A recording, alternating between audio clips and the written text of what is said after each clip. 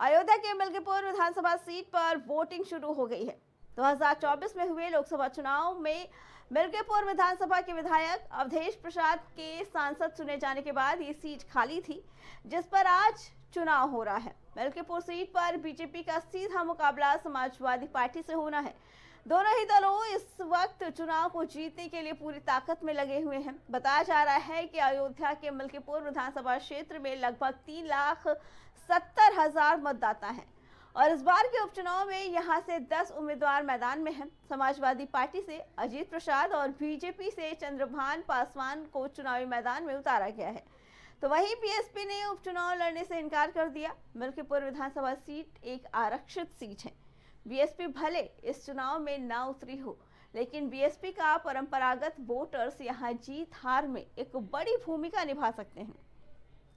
इस सीट पर दलित वोटर्स अधिक संख्या में हैं और जिस तरफ इनका झुकाव रहा, उनका जीतना लगभग तय है।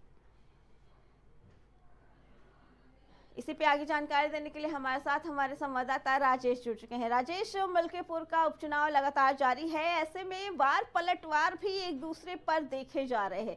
क्या कहना है, क्योंकि जहां एक तरफ बसपा चुनाव नहीं लड़ रही है, तो कहीं ना कहीं जो दलित और पिछड़े वोटर्स हैं वो उसका फायदा किसी एक पार्टी को जरूर मिल सकता है। बिल्कुल अर्चना, मिल्कीपुर का महाभारत आज छिड़ गया है और जाहिर सी बात है कि 9 बजे तक अगर बात किया जाए तो 9 बजे तक 14% वोटिंग मिल्कीपुर में हो चुकी है। सबसे बड़ी बात यह है कि वहां पे जो एससी वोटर है, एससी वोटर में अवधेश प्रसाद की खास गहरी पैठ है और मुझे लगता है कि बीएसपी के चुनाव न लड़ने की वजह से जो एससी वोटर है, मुझे लगता है समाजवादी पार्टी को उसका फायदा मिलता हुआ दिखाई दे रहा है, क्योंकि वहां के जो अवधेश प्रसाद जो दिग्गज नेता हैं, वहां के जमीनी नेता हैं और सबसे बड़ी बात है कि लोगों के सुखों और दुखों में वहां हर मौके पर पहुंचने वाले नेता हैं। और सबसे बड़ी बात है कि अभी वहां अयोध्या में जो एक दलित बच्ची के साथ उसके साथ हैवानियत की गई, तो कहीं कहीं देखा जाए तो जो दलित वोटर है, जो एससी वोटर है, मुझे लगता है कि समाजवादी पार्टी के साथ तब्दील होता हुआ दिखाई दे रहा है। लेकिन अगर वहीं बात करें समाजवादी पार्टी के आला कमान की, तो समाजवादी पार्टी के सपा सुप्रीमो अखिलेश यादव वहां पर कल रैली भी किए और साथ ही साथ समाजवादी पार्टी की स्टार प्रचारक में है सांसद डिंपल यादव और साथ में इकरा हसन और उसके साथ में डॉक्टर रागिनी सोनकर।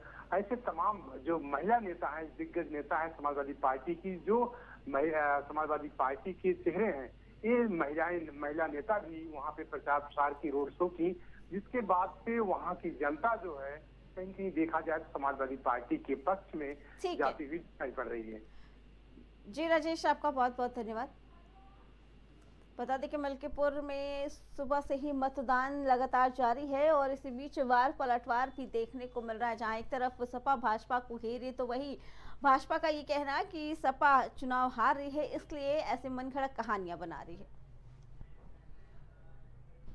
दिल्ली विधानसभा चुनाव के लिए वोटिंग जारी है। राजधानी की सभी 70 सीटों पर 699 उम्मीदवार मैदान में हैं, जिनकी किस्मत का फैसला 1,56,00,000 से ज्यादा मतदाता तय करेंगे। आम आदमी पार्टी दिल्ली में अपने सत्ता को बचाए रखने की कवायद में है, तो बीजेपी और कांग्रेस अपनी वापसी में है। इसके अलावा असदुद्दीन ओवैसी की एआईएमआईएम और बसपा सहित कई अन्य दल भी चुनाव मैदान में हैं। ऐसे में सभी की निगाहें दिल्ली चुनाव पर लगी हैं, जिसके नतीजे 8 फरवरी को आएंगे। बताया जा रहा है कि दिल्ली की 70 सीटों पर 699 उम्मीदवार चुनाव लड़ रहे हैं, जिसमें 603 पुरुष और 96 महिला कैंडिडेट हैं।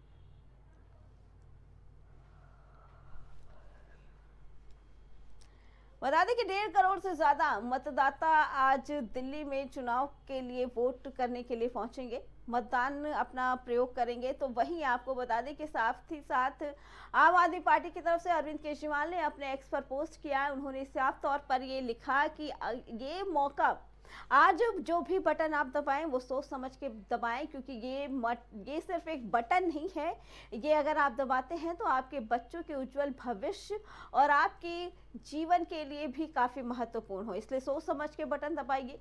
साथ ही अरविंद केजरीवाल ने यह भी लिखा है कि इस बार हमें नफरत और बंटवारे की राजनीति को हराना है और विकास की राजनीति को जिताना है।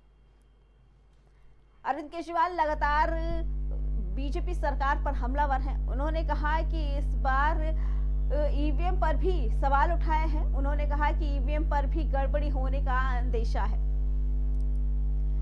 इसी पे आगे जानकारी देने के लिए हमारे साथ हमारे संवाददाता बसंत जुड़ चुके हैं। बसंत, दिल्ली में लगातार मतदान जारी है और लोग पहुंच रहे हैं भारी संख्या में वोट करने के लिए, क्या कुछ कहना है? चुनाव हो रहा है दिल्ली विधानसभा का। ऐसे में करीब वहाँ पर 70 विधानसभा केंद्रों 70 विधानसभा है, उसमें चुनाव करीब 699 प्रत्याशी मैदान में है। तो कहीं ना कहीं लगातार आम आदमी पार्टी के जो संयोजक है, राष्ट्रीय संयोजक अरविंद केजरीवाल अपील कर रहे हैं कि आप लोग घर से निकलिए, मतदान करिए और मतदान ऐसा करिए कि ताकि एक नजीर बने और मतदान सही प्रत्याशी चुनिए। तो उससे पहले भी बीजेपी लगातार, चाहे वो केजरीवाल की सरकार उसको घेरती आई है, उसके बाद चाहे वो यमुना का प्रकरण रहा हो, चाहे वहाँ पर मिडिल क्लास को लेकर के हो, तो तमाम सारे मुद्दों पर पोस्टर वार चला। उसके बाद यमुना का पानी को लेकर के विवाद चला, उसके बाद शीश महल को लेकर के, तो तमाम सारे मुद्दों पर दोनों पार्टियों की तरफ से लगातार पोस्टर वार हुआ और लगातार बयानबाजी। लेकिन आज दिल्ली में विधानसभा चुनाव हो रहा है, ऐसे में लोग निकल करके अपने घरों से जा करके मतदान कर रहे हैं। तो कहीं ना कहीं इस बार का जो मतदान है वो बहुत अच्छा होने वाला है, इसलिए क्योंकि दिल्ली विधानसभा चुनाव से पहले ठीक अभी मोदी कैबिनेट ने अभी आम बजट जो पेश किया उसमें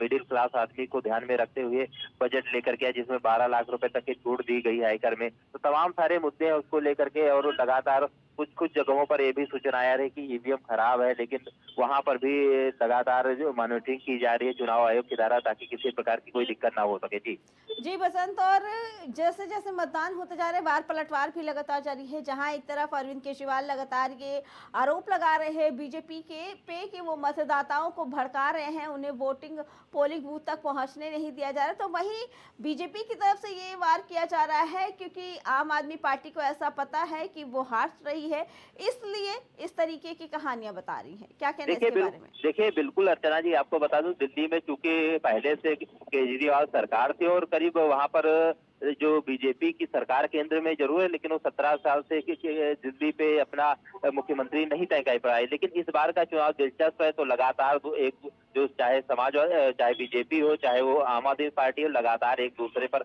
आरोप प्रत्यारोप लगाते रहते हैं। लेकिन वोटर्स की बात अगर की जाए तो वोटर्स इस बार बढ़ चढ़ के हिस्सा ले रहा है।